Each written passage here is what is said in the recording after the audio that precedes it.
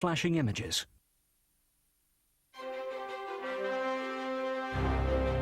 The Second World War, August 1944. 4 Allied ships are destroyed off the coast of southern England.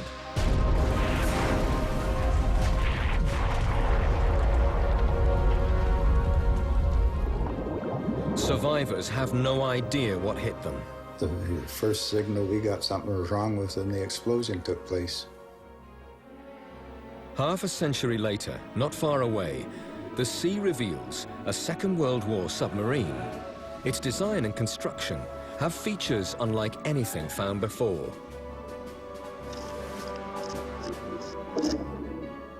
It was completely unexpected, and it's a once-in-a-lifetime discovery.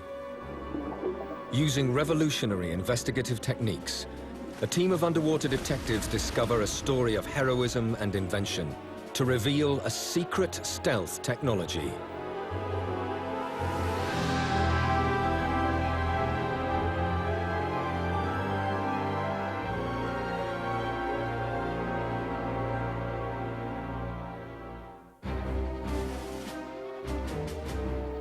In the English Channel, 13 miles southwest of the Isle of Wight, 55 meters down, over 180 feet beneath the surface of the water, lies an unexpected object, a submarine. Although 2 world wars have raged over these waters, with many vessels sunk in action, no submarines are known to have been lost in this area.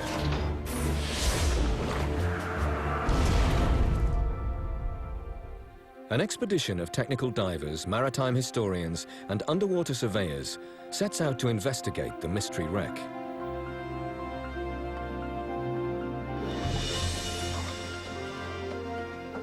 Diver Dan Stevenson and submarine historian Innes McCartney are joining forces to determine what has been found. The submarine is located in a part of the English Channel where, according to official histories, there aren't supposed to be any U-boat wrecks. Diving in the English Channel is quite challenging. We have very strong tides. We have very poor visibility under the water. I mean, 2 to 3 meters is the average, really. The divers wear special suits and breathing apparatus to enable them to reach the site. The tide here runs so fast that they could easily be swept away. There is only a short window of opportunity when the tide is slack and the team can go in. You are full of apprehension just as you leap off the boat. As you drop down the shot line, it gets darker and murkier, and you really wonder what conditions are going to be like. Innes is an expert on war wrecks, especially submarines. To date, he has identified over 40. He believes the mystery craft is likely to be a particular kind of Second World War German U-boat. There's a process you can go through when you first dive a submarine to try and work out its nationality and its age. And swimming down the port side, looking around the conning tower area, and very quickly going, oh yes, here's a late war Type 7 U-boat. The Germans gave a number to each model of submarine. Type 7 was the most common. They built over 700. The U-boat's length and technical features, such as the periscopes, confirm the divers' suspicions. There's a sky periscope, and even in the end of it, there's still the mirror to refract the light so it can pan the skies for enemy aircraft. Brings it home to you when you think that the crew would have looked out through that.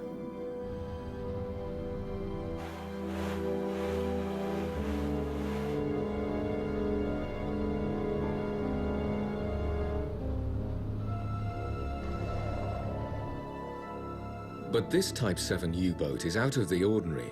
An unusual coating lines its entire surface. At first sight, it appears smooth. The material clings firmly to the steel hull, but in places, pliable sheets are peeling off.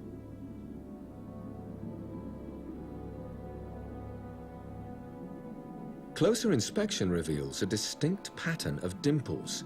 The strange material is rubber, and that is a dead giveaway of this U-boat's identity. What surprised me was the rubber coating, which I wasn't expecting to see. And that clearly identified it as U480, because U480 was the only so-coated U-boat to enter the English Channel and not come out.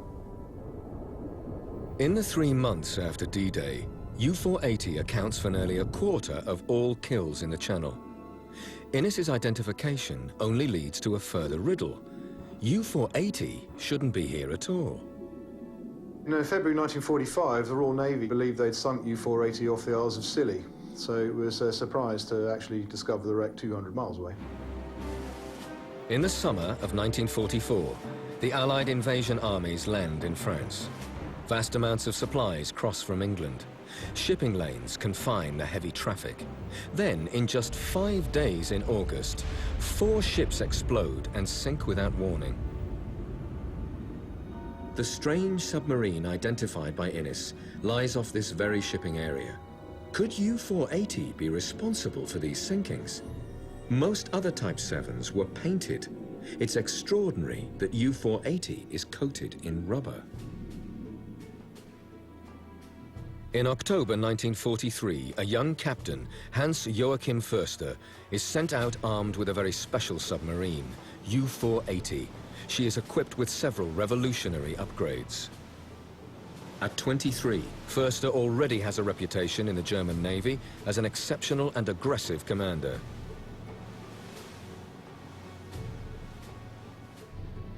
In his hands, the U-480 is a lethal weapon.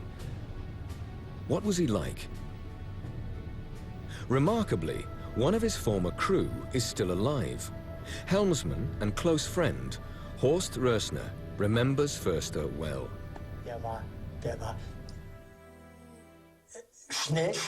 He was quick-witted, good to the crew, had a great sense of humor, but he paid attention to discipline. He didn't let you get away with anything. He was a great chap, a great chap.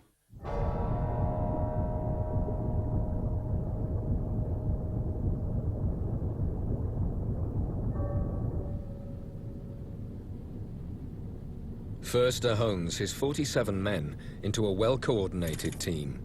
They undergo extensive training in the Baltic. Then, in August 1944, they set out on their mission: to lie in wait on the seabed to attack ships in the English Channel.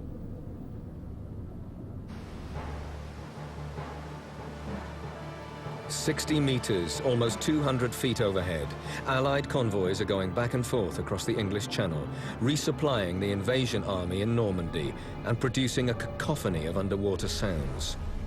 Submariners listen for a lone target, easier to identify and less protected. The Allied warships are also on the lookout. They scan the horizon for U-boats and make full use of their sensitive ASDIC sonar.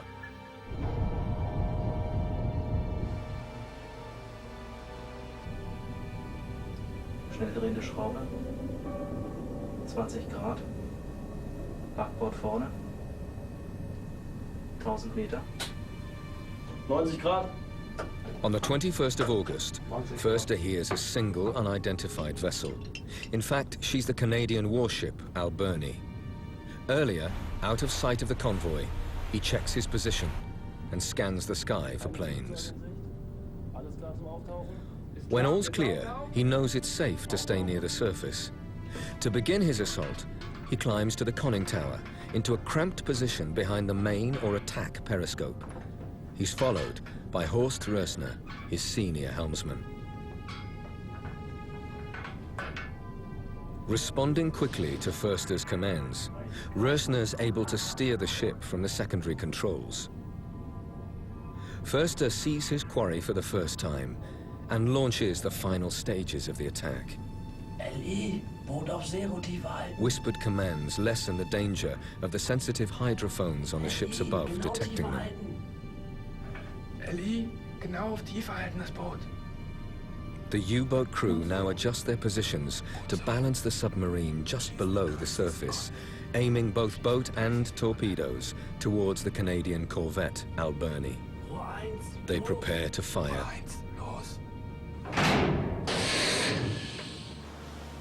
No one aboard the Alberni suspects anything.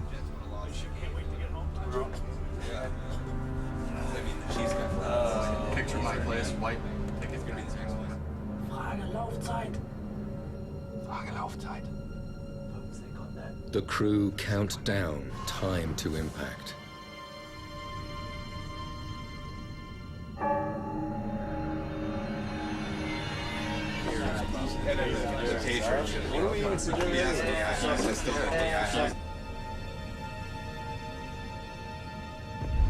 Erster Torpedo, Treffer, Achtern.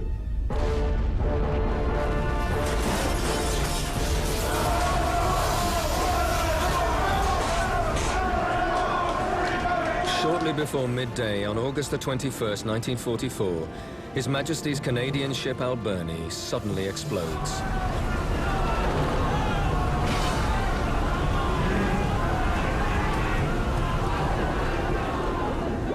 None of the survivors can solve the mystery of what happened.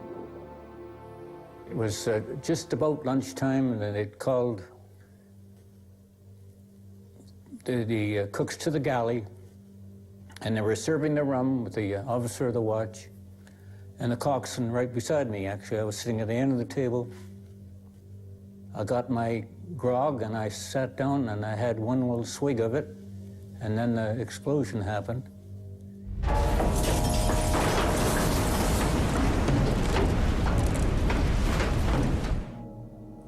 Yeah, next thing you know, we're underwater. That happened that fast. And the very strange part of it, I didn't see anybody.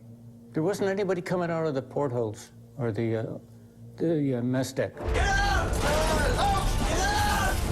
But how was the submarine able to make a fatal attack completely undetected?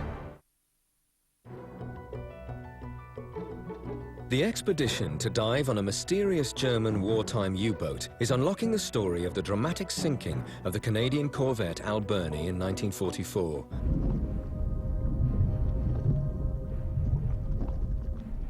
She vanishes in just 30 seconds. The ship just went right down, just like a shot. Very fast, so goodbye life jacket. The bow was up in the air, and the stern was underneath the water. And when I came up out of the water, that's the position it was in, and it slid under the water. There was nothing there when I came up. Nothing. She just went down, down.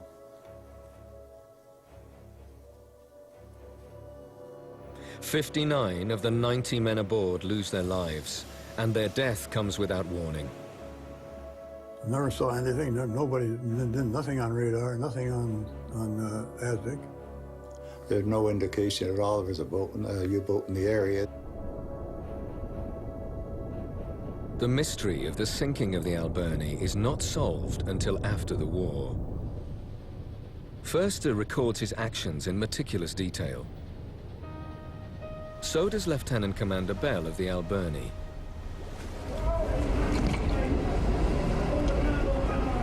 He survives the sinking to give an account of her loss to the Navy.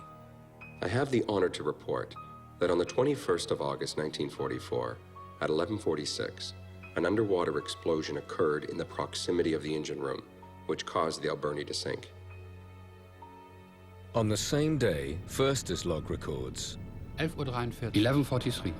After 1 minute and 19 seconds, the torpedo hit and detonated. The two accounts are an almost exact match. Förster immediately navigates U-480 out of the area.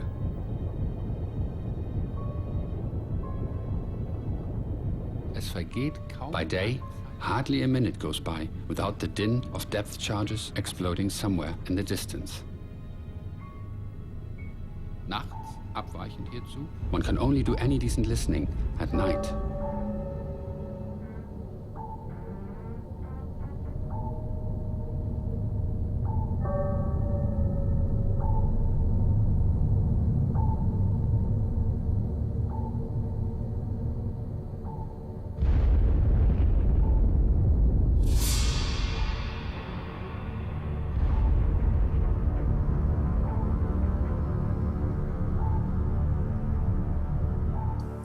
Und einmal, da war die Wasserbombe Only one depth charge went off nearby. in der Nähe. And that was it. We went slow ahead, and bit by bit, We made our escape. Langsam abgesetzt.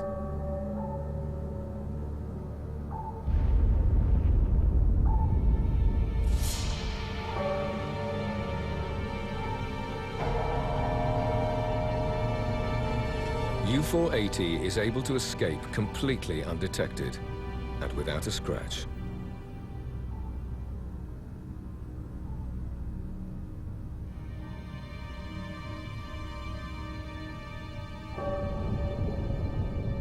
To Förster, lone ships are easy prey.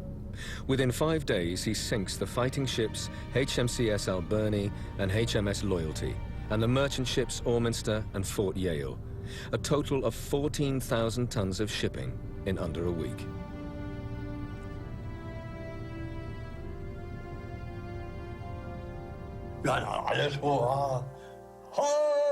It's obvious. We were elated. Just as the Allies cheered when one of us was wiped out. Both sides were the same. Beide Seiten gleich. Still at sea, 2 weeks later, Förster breaks radio silence. He sends a signal to inform his superiors of his attacks. Förster uses the highly sophisticated Enigma encoding machine he carries aboard U-480. The encoder uses a plug board and rotor system to encrypt letters in millions of combinations, all unique. He sets up the rotors and plugs differently each day.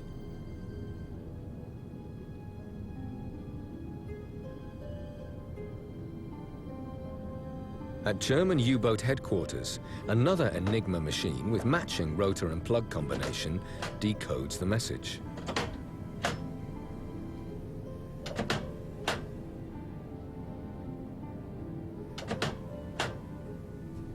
The German Navy prides itself on its security.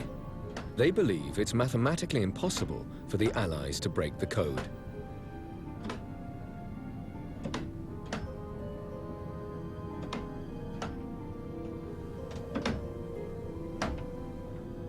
Förster passes the coded message to his signaller for Morse transmission.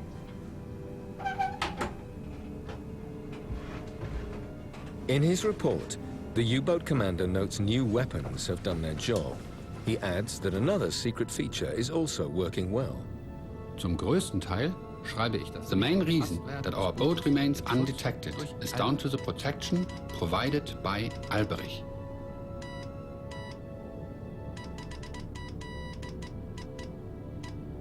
But British intelligence crack the Enigma code and intercept Förster's message. Allied cryptographers detect an unfamiliar codename, Albrecht. Could Albrecht be the secret feature that allows Förster to operate in an area swarming with Allied warships? He was sent directly to the most dangerous spot at that time, the central area of the channel, just in front of the landing ground for the Allies. So this area was only for the most clever, most experienced commanding officers at that time. And he was able not only to stay in this area, he was able to achieve a really impressive series of attacks and successes. Förster's series of attacks in August 1944 all lie along a single convoy route to France. Having unlocked some of U-480's secrets, the dive team heads south from the English coast. Now they're looking to establish just how U-480 was able to attack her victims so effectively. Conditions in the Channel seem almost as busy as in 1944. Not the easiest place to plan a dive. At the moment, we're steaming towards the middle area of the English Channel. There are 4 victims of the U-480 that we want to have a look at, scan and see what sort of state they're in. Unfortunately for us, these 4 wrecks lie very much in the shipping lane. There's a north lane where everything runs west and a south lane where everything runs east. And the Loyalty and Orminster are very much in the southern shipping lane. You can see from these green identifiers, these are all ships that are lining up to enter the Dover separation zone. As a diver, that caused me quite a lot of concern. These are big ships moving at 20 to 30 knots. They appear over the horizon and disappear very quickly. Expedition historian Innes McCartney was the first to identify the wreck of the Canadian corvette Alberni a decade ago. Now the expedition's divers will examine the physical evidence of U-480's attack to solve the first puzzle. Why did the Alberni sink so rapidly?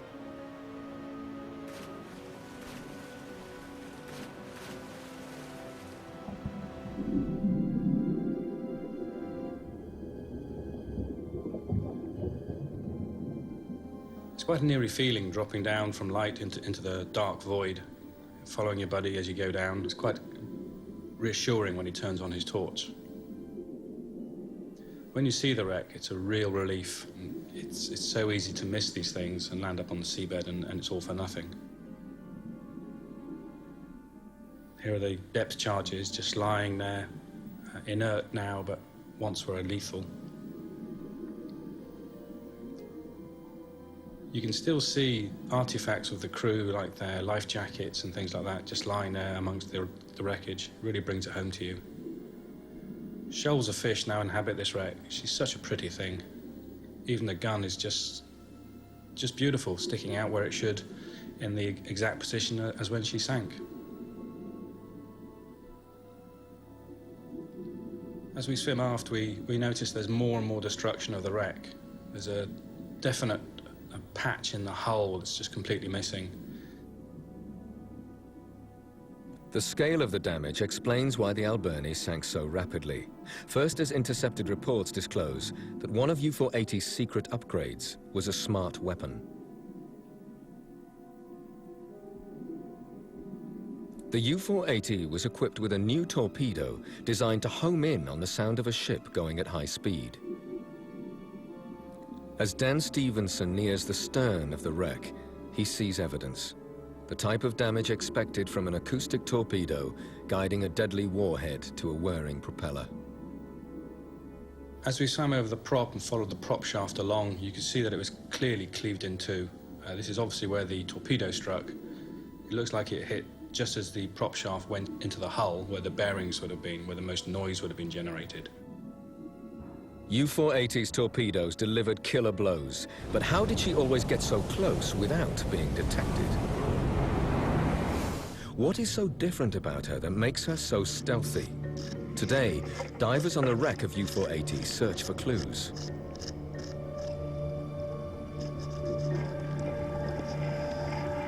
Scraping away the deposits of over half a century, they reveal U-480's rubber coating. It still clings firmly to the submarine's hull. It shows a complex pattern of dimples.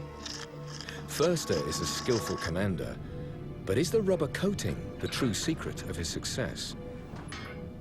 Records indicate that Förster feels he and his crew are invisible.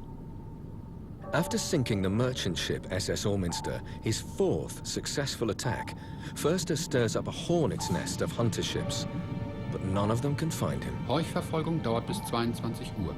The pursuit lasted 7 hours. We stayed just 5 meters off the seabed, nose down.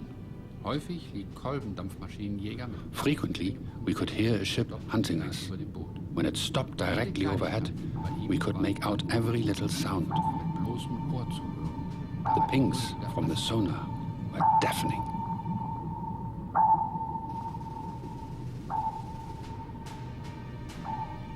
Da diese jedoch nur zu geringen Ausfällen reichten, I'm convinced the enemy couldn't detect us using ASTIC.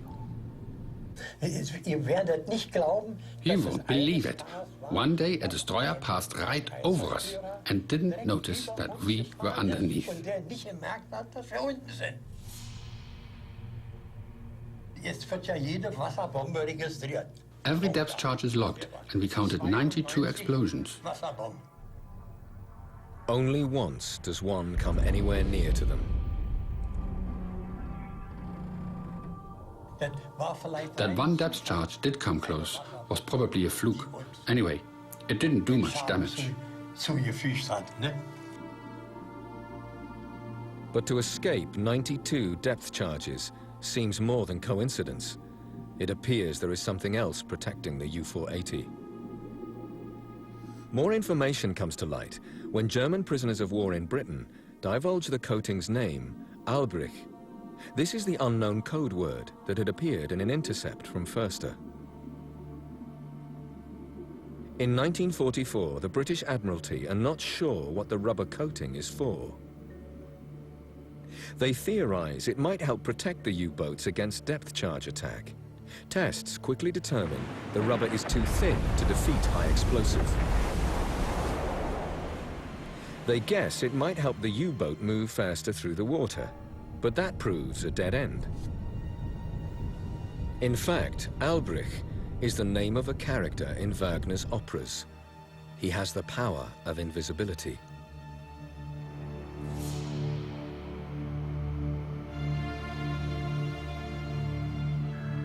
The Admiralty realize Albrecht is probably for absorbing the sounds produced by ASDIC to make a submarine invisible to sonar. ASDIC is the invented British code name for sonar detection, developed by Canadian physicist Robert Boyle together with British scientist Albert Wood. A pulse of sound, or a ping, is sent out from a loudspeaker under the ship to reflect off targets on the seabed. The Germans come up with a way to stop the echo returning from the metal hull: the rubber coating.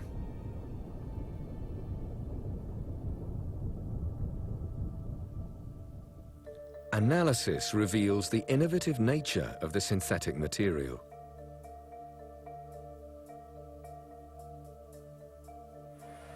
Its two sheets comprise a smooth outer and a perforated inner layer. Holes of critical dimensions absorb the very frequencies produced by ASDIC.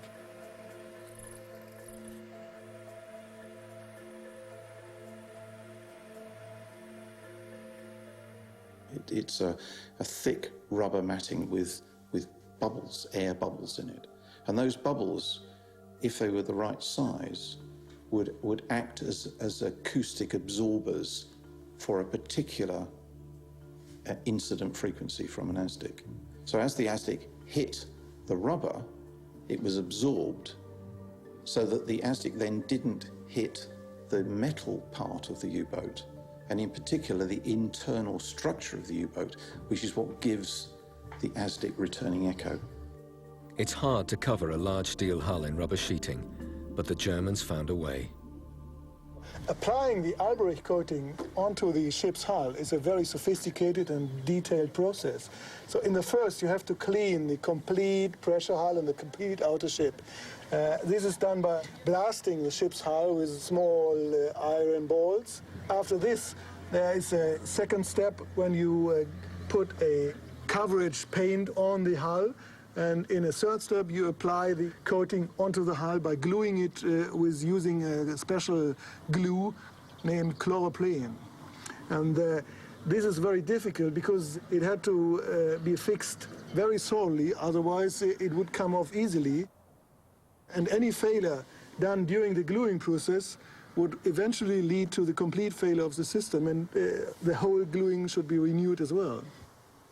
U-480 helmsman Horst Rösner knows at first hand how easy it was to damage the precious coating.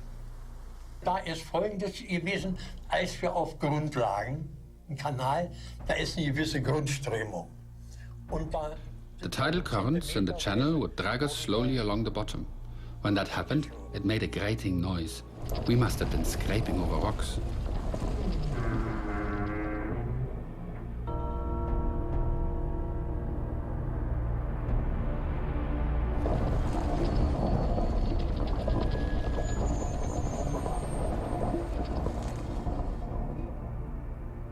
We all worried that Allied warships would hear the sound. The skipper explained what was happening, and when we got to the base in Trondheim, we could see that on the bottom of the boat, big patches of rubber had ripped off. Unten am Kiel große Flecke aufgerissen waren. The consequences of losing the coating could be deadly. Allied warships might be able to hear the flapping sheets of rubber miles away, rendering the cloak of invisibility useless.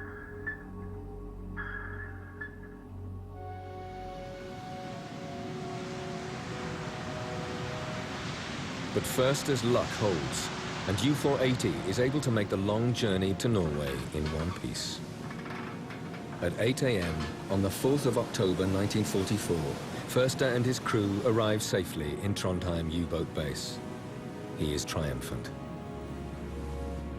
On the 19th of October, the British intercept another transmission, honoring Foerster and his achievements. Earlier in the war, always to a great fanfare, U-boat captains were awarded the Knight's Cross for sinking over 100,000 tons of shipping. As the war starts to go against the Germans, many commanders receive the same prestigious medal for sinking a fraction of that tonnage. Foerster is no exception. Horst Rösner remembers the crew's sense of elation and relief as they return to port. And the best moment of all was when we came back from our mission. Pennons were flying and merchant ships dipped their flags to greet us. In the U-boat bunker, there was a band waiting and a newsreel crew.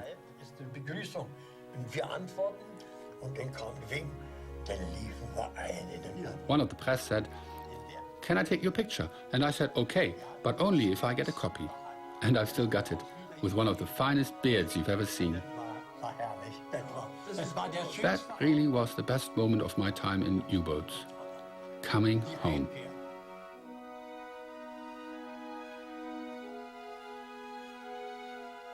U-480's crew would soon set out on another mission. Horst would not be among them. Asked by the captain if he wants to stay ashore for further training, Horst declines, saying he will volunteer for the next voyage. But returning from leave, he hears rumors that a woman has been on board. For submariners, bad luck is sure to follow.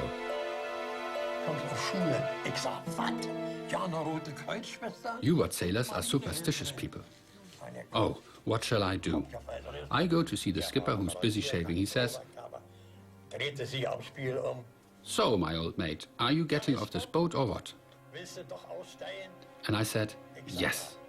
And that was my salvation.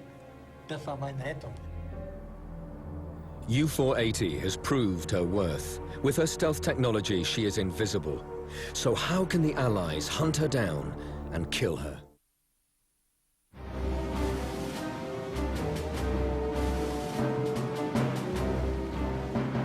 In August 1944, German U-boat commander Foerster destroys 4 Allied ships in the English Channel.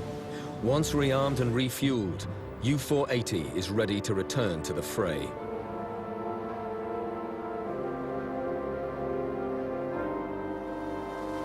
In January 1945, Foerster and his crew leave Trondheim in Norway to make their way to a holding position off the west coast of Ireland. On the 19th, British intelligence intercepts a German signal. Foerster's commanders order him to return to the English Channel. Large American troop transports coming from USA, apparently expected in Cherbourg. Go to your old operational area.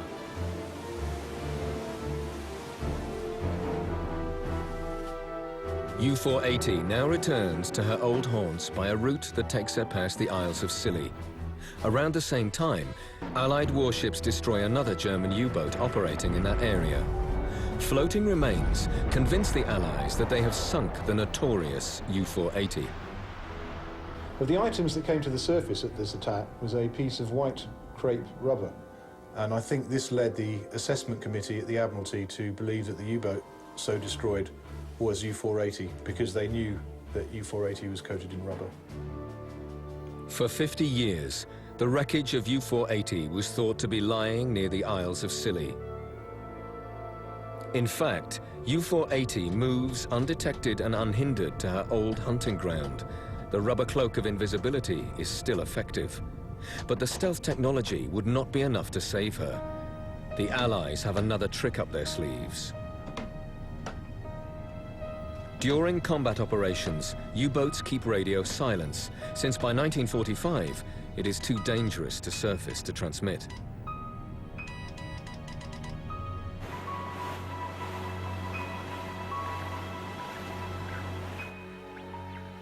But as they are sent, the messages are intercepted by British intelligence at Bletchley Park, north of London.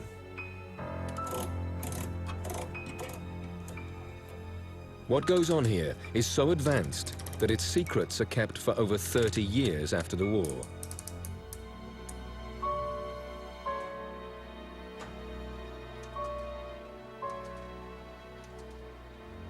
This machine, a kind of prototype computer known as the bomb, exploits weaknesses in the German Enigma encoder.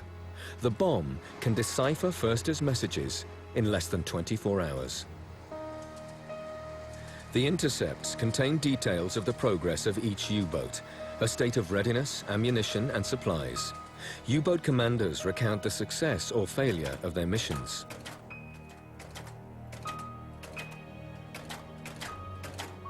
Still preserved to this day are over 50 intercepts of U-480's reports to and from her base. They form a pattern from 1943 to her final voyage from Trondheim in 1945. These intercepts are few and far between, because to signal, U-480 has to come to the surface where she is vulnerable to Allied ships or aircraft. She therefore maintains radio silence for most of her mission. So what brings about her end? It is extremely difficult to navigate through the restricted view of the periscope, but Förster has a simple plan. If the U-boat could get himself in a position off, say, a navigational buoy that he would have at least assumed was on the main convoy routes, and he then bottoms near there, so he won't be dragged away from it, then when he waits for a short period of time, in principle at least, a convoy should come clomping along. He'll hear it, rise to firing position, fire, and then go back to the bottom again. But it is Förster's return to the scene of his previous triumphs that proves his downfall. But what would be more natural for a young submarine captain who's been successful on one patrol to want to go back and do the same in an area that he knew? So, of course, he goes back to the old convoy lane that he'd plied so well a few months before, but things have changed.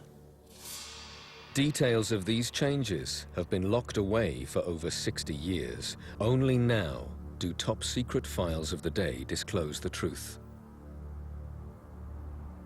At the Royal Naval Historical Branch, Innes McCartney and naval historian Malcolm Llewellyn-Jones find the critical lead in recently declassified documents, a trap laid in exactly the spot where today the wreck of U-480 lies. Codename Brazier, a covert minefield aimed at submarines, laid in January 1945. Target mine laying. And is it a successful strategy? Yes. The mines themselves were laid deep enough for Allied ships to travel safely over the top.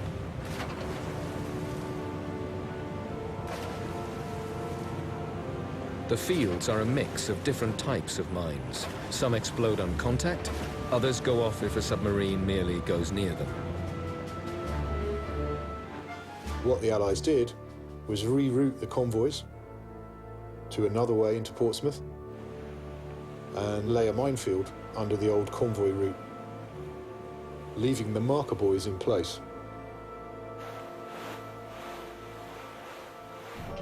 Förster has little choice but to follow the marker buoys. Needing to stay submerged, he is traveling almost blind. The U-boat commander has only the narrow view through the periscope to help him. The crew know the grave danger of air and sea attack, but they have faith in their rubber cloak of invisibility.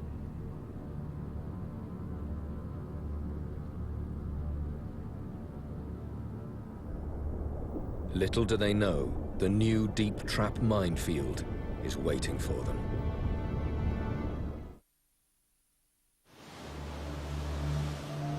The expedition is en route to establish the exact cause of the destruction of the Second World War German submarine U-480. Now they're approaching the location of the secret deep trap minefield they believe may be responsible. Starting back here, you can see the stern broken off. Detailed scans convince them that the submarine was struck at her stern. The best proof will come from diving the wreck.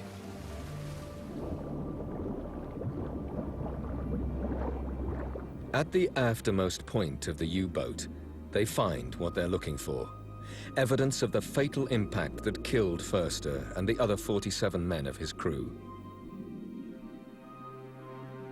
Frightening looking shattering of the pressure hull right on the aft starboard side. It looks just like someone stuck a pencil into a Coke can.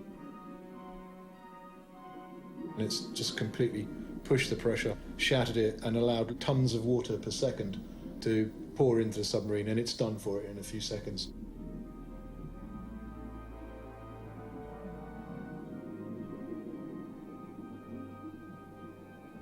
It is a horrific picture of the last seconds of a submarine in war.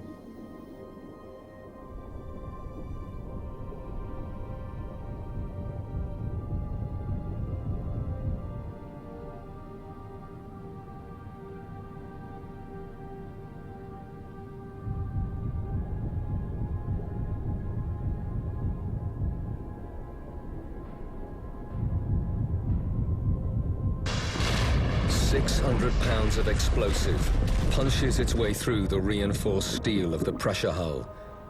There was no chance of escape.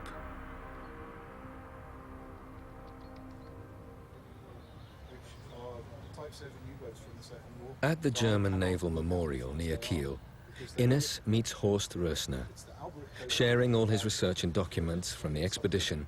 And we went down and we dived it, and we found... He's able to tell Horst for the first time the true fate of the comrades he left behind 60 years ago and where they now lie.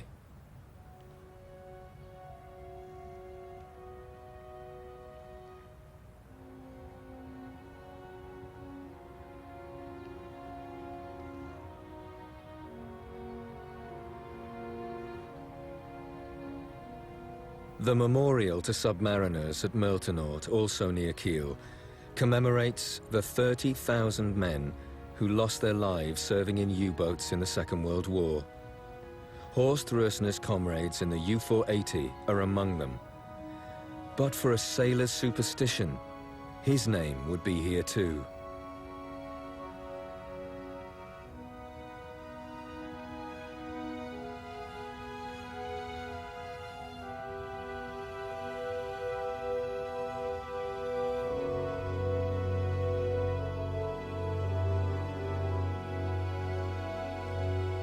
Man sieht sie vor sich. Wenn ich die Namen höre, dann ist es, als wenn neben mir steht. When I hear their names, I can see them in front of me. It's as if they are standing right next to me. We shared happiness and suffering. We had good times and bad times. While I'm alive, you'll never be forgotten. You did your duty. Ihr habt eure Pflicht getan. The events of 1944 still leave their mark today. You do have dreams sometimes that are very real to you, but they don't always last. I had a little spell of it, but I'm okay now, I think. You know, it wouldn't be very good if you had to keep thinking about it. It's happening, and it's happened to a lot of people that were in the war.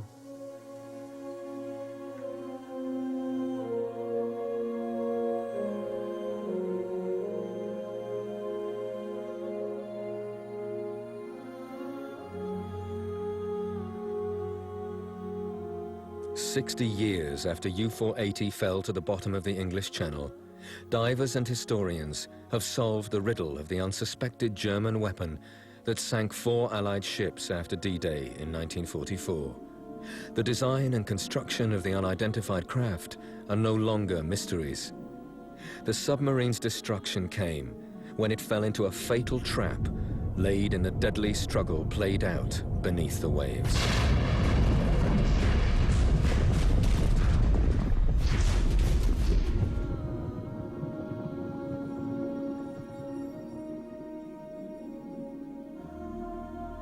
U-480's story is one of wartime trickery and bravery. The Germans brought 6 more stealth submarines into service. Not a single one was ever detected by sonar.